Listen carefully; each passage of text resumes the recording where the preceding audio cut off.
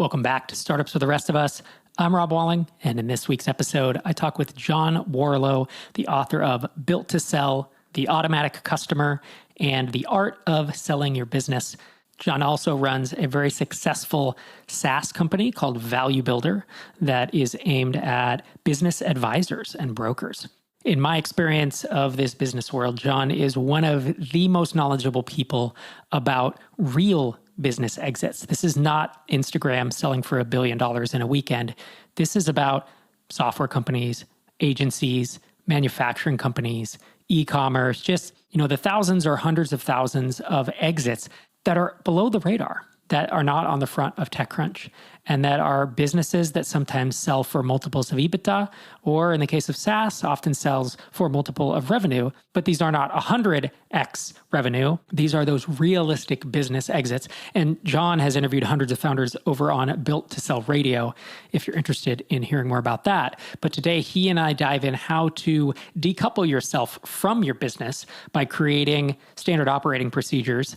And I know you've heard this before. You should create SOPs. We know. So we go a little bit into why and how that can increase your exit multiple, but also how it can reduce your earnout if you do decide to sell your company, and how it can make your job as a founder easier while you're running the company. And so we don't just talk about theory, though. We actually talk about this tool that he and his team have developed through a lot of iteration and a lot of customer conversations. It's called VidGuide at vidguide.com. And they've taken a really novel tact on it, not only how to create SOPs, but how to get your team to consume them. And so we dive into that topic for the next 30 or so minutes. John was previously on Startups for the Rest of Us in 2021, episode 532, The Art of Selling Your Business with John Warrillow. It is one of the most popular episodes of this show. If you haven't heard that, it's amazing.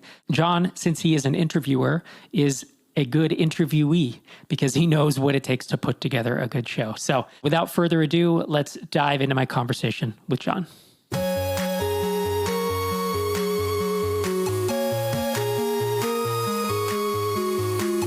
John Warrillow, back for more punishment. I just can't get enough, Walling. It's so good to have you here, man. Thanks for taking the time. To be with you. Yeah, so most folks will remember your episode. It's one of the more popular episodes of the show. It came out about 2 years ago about building and selling an incredible business. I believe that was right around the time The Art of Selling Your Business, which was your third book, came out. That's right. And yeah. We touched on just a little bit of that. So you're back, and it's to talk more about exits. Obviously, each of us learn things as time goes on, and I'm sure you have some new stuff to share with us. The first thing I want to kick us off with is, so you're John Warrillow. Most people know your name. You've written 3 books on, how to sell a business and how to think it through. And you have a successful SaaS company, SaaS application for advisors called Value Builder. So in addition, now you've launched another SaaS. So this is a lot, John. All right. As someone who runs 2 companies plus a podcast and writes books, I know how much this is. So why did you need to launch the SaaS is called VidGuide at vidguide.com? What was the impetus for that? Well, there's sort of a very quantitative impetus and then more of a qualitative one. I'll give you the quantitative one first, and that is that for Value Builder, again, sales and marketing software for advisors, we have everybody, the business owners who use it, take a kind of an intake questionnaire. There's 8 questions, talk about recurring revenue and growth potential. And one of the questions is this thing called hub and spoke, which measures the dependence the company has on its owner that we're assessing. And it turns out that across all 8 dimensions, the one that business owners score the lowest on is hub and spoke. So this idea that they can build a company that's successful, that's got recurring revenue, but if they get hit by a bus, the business stops almost instantly. And so that was sort of the quantitative impetus, if you will. Qualitatively, though, I had sort of a more embarrassing story. When we got to maybe 20 employees for Value Builder, so this goes back 3 or 4 years ago now, we started to see problems in our own system. So at 20 employees is where you sort of start to have, you can't have everybody reporting to the founder anymore. You've got to have some layers, right? You know this from Drip and so forth. And so I was noticing we were making silly little trivial mistakes all over the place. And oftentimes they had sort of knock-on effects. So one example comes to mind. We use Salesforce for contact management, and people would enter people's names in all capital letters. So it'd be like Rob, capital R, capital O, capital B. And so we'd be emailing these people, sort of yelling at them. And so something that's just like so simple as to, no, don't put names in full capitals when you enter them into CRM. I mean, again, that's a trivial example. And so we got the idea, okay, we've got to create standard operating procedures, right? We got to create these systems. And I actually hired a lady who was sort of a Six Sigma, black belt and very, very experienced in this concept of SOPs. And she made the most beautiful binder of SOPs, right? Even like with flow charts. And, it was like a full 8.5, 11, binder full of these things. And I announced to our team, hey, we've hired this person. She's made these amazing standard operating procedures. I expect everybody to use them. And so I kind of put it to bed thinking, okay, this is solved. We got it all cleaned up, ready to go. And like 3 days later, of course, I see the same mistakes rearing their ugly heads. And what I had sort of hadn't realized is that the people who I'd asked to consume and use these SOPs were ignoring them. And so that was the impetus or the kind of qualitative journey that I wanted to go on. And I'm trying to understand, like, why were you not using the processes we wrote in these binders? And so you were trying to solve your own problem, right? In software, it's eating your own dog food or scratching your own itch, which are fine. And I think the majority of probably SaaS companies are started that way, but not the super majority. It's usually like 50, 60%. We actually survey the audience, and scratching your own itch is fine. But a mistake I see folks make, especially developer builder entrepreneurs, is I have the problem, therefore everyone does. Or I have the problem, therefore it's worth paying for, and other people will pay for it, right? So there's usually a validation step that I ask folks to do after that is, okay, you do have this problem. Can you find 5, 10, 20 others who have it? Can you find out how desperate of a problem? Is it an aspirin or a vitamin? Can you find out maybe how much they would pay for it? That kind of stuff. There's more research or validation beyond that. I'm curious if you went through any of those steps, or if, given that you do have audience and you have reach into insights into a lot of companies, where you went from there. Like, we have a problem. I know that I could probably solve this with software, but were there other steps you took? Yeah, I mean, we talked qualitatively to Built to Sell readers. So Built to Sell has a website, and so we have people who've opted in to receive communication from us. So we went to them and talked to them about, how do you think about standard operating procedures? What are your frustrations about SOPs? Do you use them? If not, why not, et cetera. So we talked to and did surveys with both qualitative and quantitatively with the Built to Sell audience. We talked to a lot of the people, past guests, actually, I've interviewed on Built to Sell Radio. I talked to them, particularly the SaaS founders, people like Dave Darmanin, who I think you've had on this show. I talked to Dave and others about, like, what is it about getting employees to follow SOPs? And what we learned was the world doesn't need another SOP software. There's lots of great sort of written SOP software out there. What we came to learn through the research was the problem was slightly different than we'd originally thought it was. That what the research was telling us is that business owners knew they needed SOPs, that this was not a surprise to them. The problem they were experiencing was the same one I was experiencing, was they weren't using the SOPs. They couldn't get employees to use them. And that's a slightly different problem than like convincing business owners they need SOPs. We also looked at we have a bunch of downloads on our website, and we looked at the most popular. And we have this thing called a definitive guide for creating SOPs. I think is what the white paper is called, but it's an ebook effectively. And it's along with like 12 other ebooks. And it's the most popular one in our kind of suite of ebooks. And so that was, again, another sort of sign that SOPs, in particular, getting them to work in a business, was something our kind of universe cared about. Right. So it's less about the software to build them, it's getting people to use them. So how did you solve that? What did you do different is really, I mean, I had a question written down that was like, why build another SOP creations piece of software? Because I can pick 5 or 10, I can hit Google. So what did you do differently? Yeah. So what we learned is that when we talked to employees and the owners of their companies as to why they weren't using SOPs, it came down to 2 things. They were hard to find in the moment, and they were hard to read when they accessed them. And so hard to find is like, my boss put them in a shared drive, which is what we did, by the way. At the time, I think we used Dropbox or Google Drive. I can't remember, it was Dropbox at the time. And we just put them in a folder deep sort of into the file architecture, 6, layers in. And people just couldn't find it when they had a moment they were actually talking to a customer. They couldn't find it. And so they skipped the SOP. So it's hard to find. And the second problem is that for a lot of us, it's hard to read. I'm not a great reader. I'm a slow reader. I don't know if I'm actually dyslexic, but I think I have a slight orientation towards dyslexia, which means that a written document for me is hard to follow. I can do it, but I need a lot of time. And so those were the two things we found out. And so the idea that we came up with was to create Loom for SOPs. And so you think about Loom, we've all used it for sharing, videos and so forth.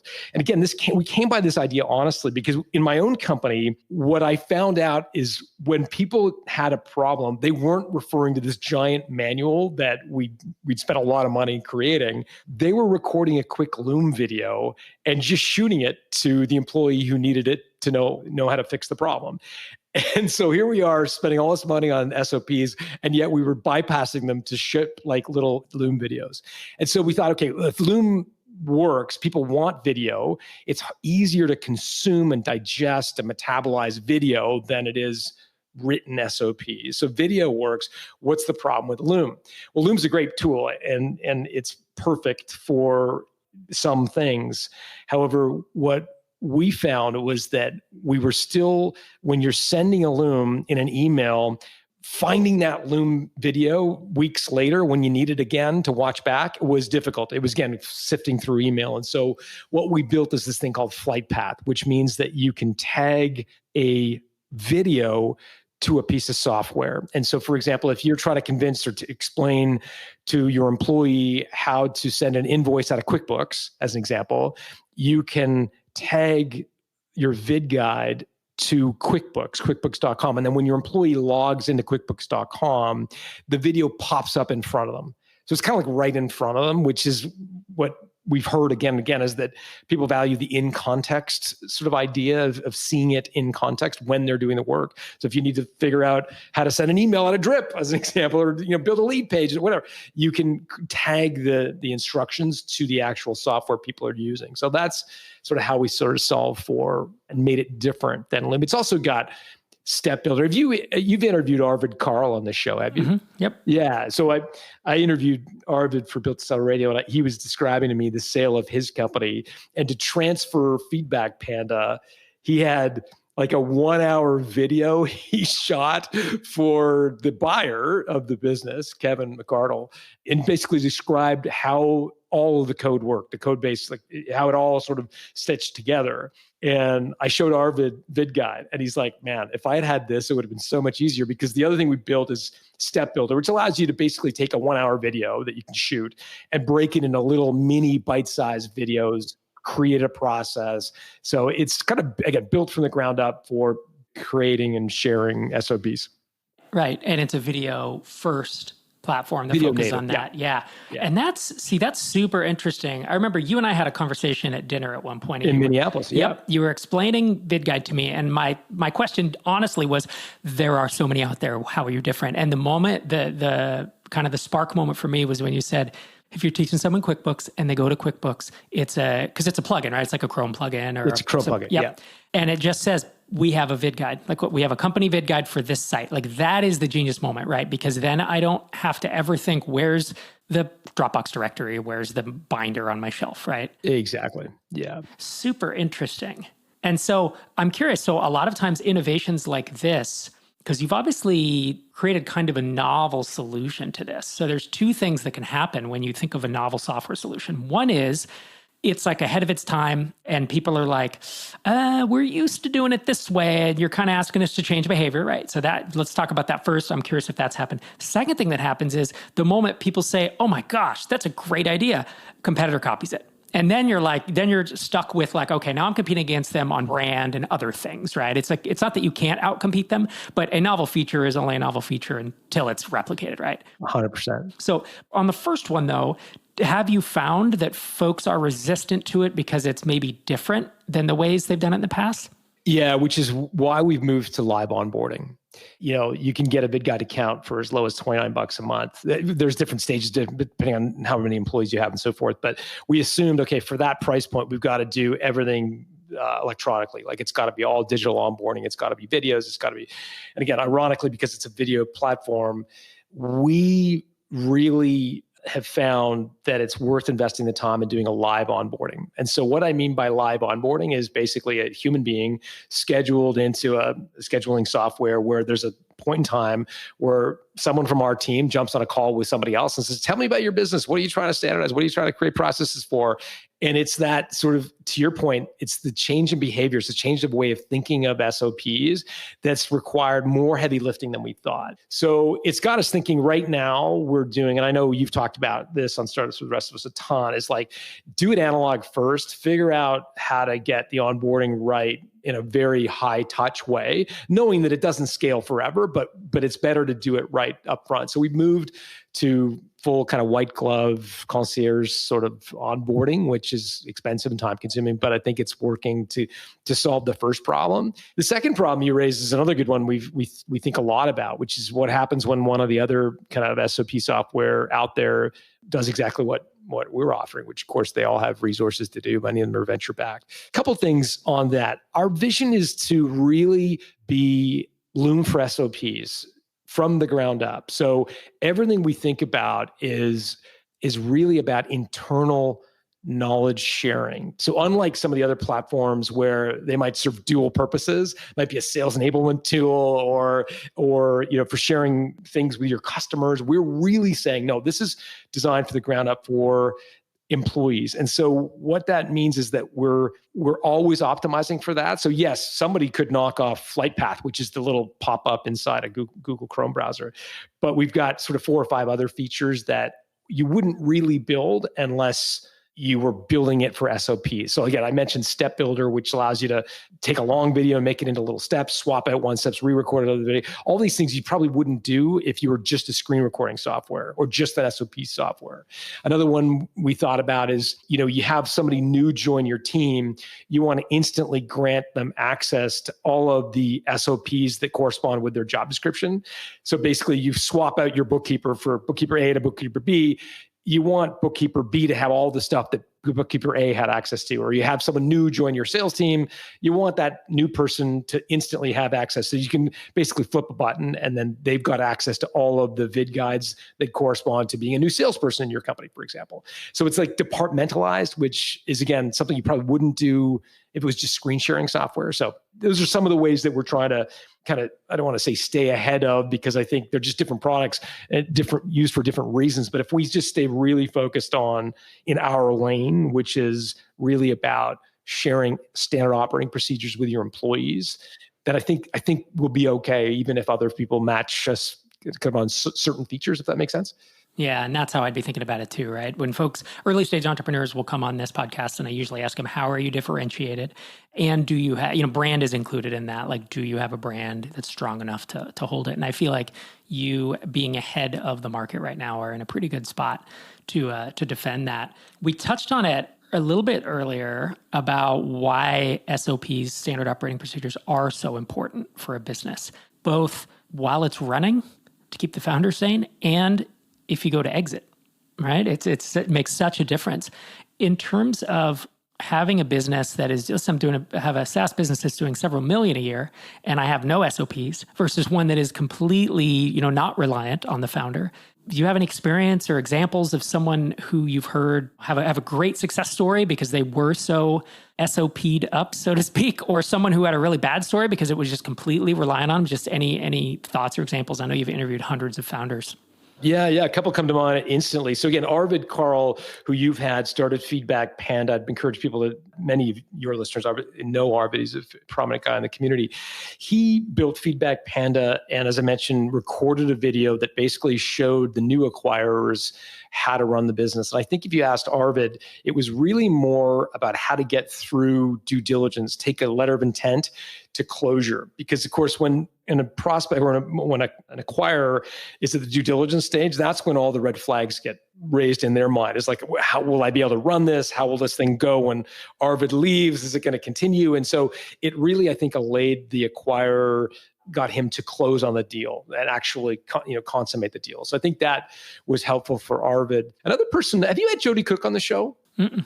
Okay, Jody Cook would be a great, she wrote a wonderful book called The 10-Year Career, but she would be good to get on the show at some point. But Jody built a company called JC Media, Jody Cook Media. So the early days, she was a digital social media agency, and it was all her, and all the clients wanted her. I mean, classic story of a service business, right? Where all the clients wanted her, and she is a very independent woman. I was like, I don't want to be the bottleneck here. I don't want to be the client's best friend for all of these clients. And so she started creating standard operating procedures, and she got an offer to acquire her company. And I believe, again, I'm going by memory a little bit, but I think the offer was somewhere around 7 times earnings, but 60% of it was in an earnout, meaning that Jody was being asked to stay on in the future and hit targets in the future and so forth.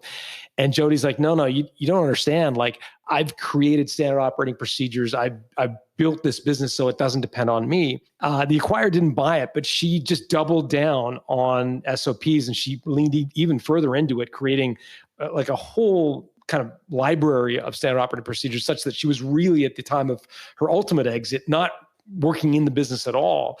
She got an offer, premium offer, 100% cash at closing. And the reason she was able to close without an earnout is her standard operating procedures. Again, an earnout is like the enemy of any entrepreneur, right? Like, we're all entrepreneurial and we're all independent minded. And an earnout is where like you have the golden handcuffs, and you have 3-5 years where you're working for a company, and it's horrible. And it can be horrible, I should say. And so standard operating procedures can help alleviate, minimize the importance of an earnout. It may not eliminate it completely, but certainly reduce the proportion of your proceeds that are at risk. It worked for Jody, and I think she's another example that comes to mind. And folks listening to this podcast love to hear about validating ideas, early experiments or mistakes that someone might make, because we all make them. And you and I emailed a little bit, in preparation for this. And you talked about, hey, look, and John, I've made this exact same thing where it's like, I have an audience. People know who I am. I'm going to launch Drip at the time, right? It's 2013. And then I launched it, and it did fine. And then it just plateaued really quick. And it turns out people were buying because they wanted to make me happier. They wanted to help me out. And we really hadn't built something people wanted. And it took about another 10 months of building before we... Isn't that interesting? Yeah, before we launched automations, found product market fit. So I call it actually the curse of the audience, where it's this counterintuitive thing of, I have 50,000 people, however many I have on an email list, right? And if you email them and said, hey, I'm going to build this thing, would you use it? A lot of people will say yes. A lot more than would otherwise say yes if you didn't have that audience. And so you can get these noisy or just incorrect signals from your own list. And then you have to start sorting out what's real, what isn't, who really needs this, how long will they stick around, and all that stuff. So with that said, early validation of VidGuide, I'm sure you went to your own built to sell list. You want to talk us through how that's gone? Yeah, for sure. So we've had, I think, I'll share with you 2 different experiences. One validates your point, one maybe provides a different perspective. The first that provides somewhat different perspective is when we first launched VidGuide, we really wanted to set this up as its own company. We didn't want this to be like SOPs by Built to Sell, for example. We really wanted it to be an independent brand, in part because like Built to Sell has its own shtick, its own sort of, VidGuide is a different offering. And so we wanted to be separate. And so we created a sequence of landing pages, as you do, to test, this site. And we were getting terrible conversion rates. Like, our conversion rate on a landing page was hovering between 2 and 3%, really bad. And so we were driving all this traffic, and we tried, we obviously our own list. We tried some SEO stuff, some PPC stuff, and we were just getting really bad conversion rates. And when I looked at the landing pages sort of through the lens of like, what would a business owner see when they see this? It's a URL they'd never heard of, VidGuide. It's a product that they've probably never used, or maybe have thought about something similar, but not exactly the same. There's no immediate corollary unless they're a big user of Loom, for example. And there's just no brand equity there at all. And so there's no trust. And we're saying, hey, sign up for a 7-day free trial. And they're like, no. And they bounce off the landing page. And so we made one very important but subtle difference to the landing page. We put the cover of the book on the landing page, and we said, the folks behind VidGuide are the same folks that are behind the book Built to Sell, which has been endorsed by Seth Godin and Tim Ferriss and blah, blah, blah. And that one change, having the book on the landing page, boosted our conversion rates from where they were kind of 2 to 3. We're up around 18% right now, and have not really made any material differences other than the book on the cover. Now, I would agree with you, by the way, Rob, that we have had some customers who are like, I like the book, I'll sign up for anything that has the book on it. And I don't, that's just, there is a portion of the market that like the brand, and therefore we're like, yeah, I'm not really in the market for SOP software, but I like the brand. And so it does come with that as a caveat. What I would also tell you is that what we've learned is that an endorsement, and probably because it's a relatively new category, an endorsement from an advisor or like just a trusted source is a big deal. We've tracked conversion rates to paid on people who sign up through our own list, the Built to Sell list, versus when one of our value builder advisors makes a recommendation to use VidGuide. And in the latter case, our conversion rates are much higher. Again, it makes sense, right? It's someone you trust, someone you know, someone you've worked with in the past saying, hey, you guys should use VidGuide. Like it's a huge endorsement, and that really does spike our conversion rates from trial to paid. We're actually later this month, I'm not sure when this pod will go live, but we're looking at, we are launching it officially to the Value Builder Advisor community and looking to mobilize that community as well, because it's a really important issue for them. This hub and spoke score is one of the big reasons that the businesses don't reach their full potential because they're just too dependent on the owner. So like we're singing from the same hymn book there, but that was a learning for sure. The other learning, I know have you had April Dunford on the show? Yes, April's spoken at MicroConf, and I've definitely had her on MicroConf On Air, which is a live stream show. I'm pretty sure I've had her on this podcast. Yeah. She's great, by the way. Folks should check out her book if they haven't already done so, but she's great. And she talks about positioning a lot. And that is her shtick for sure. And we went through April's sort of methodology for VidGuide. And before we did, we were talking a lot about the importance of standard operating procedures. So our messaging was like, hey, you need standard operating procedures in your company. And what we came to learn through the April Dunford messaging exercises is that that's actually not the message. Because again, most people listening to this, most business owners know they need SOPs. Like it's not, they've all read the E-Myth. It's not a big revelation to them that they need standard operating procedures. What they do need though, and what we sort of pivoted early in the process, again, thanks to April, is this idea of what your real pain point is, getting your employees to follow the SOPs you've got, or getting your employees to follow what's in your head. Many entrepreneurs say, well, I've got an SOP, and you get them to point to it, and they're like, well, no, it's like everybody knows it. Like this is the way it's done. And what they realize, it's in their head, and they haven't ever actually articulated it or recorded it or whatever. So April was super helpful in getting us to kind of pivot from here's why you need SOPs to the problem that you need an aspirin for, which is getting your employees to follow the SOPs you already have. And see, that's interesting too, because a lot of tools, you could use a lot of tools to create SOPs. But how can I find a tool that helps my employees use SOPs? It's like, I don't know. So if you are able to do that, and you're able to, which obviously you are with the Chrome browser and how it the Chrome plugin and how it pops up, that is a much more difficult problem to solve, because that's, again, a lot of listeners of this show know how to build tools, and a tool can help you build SOPs.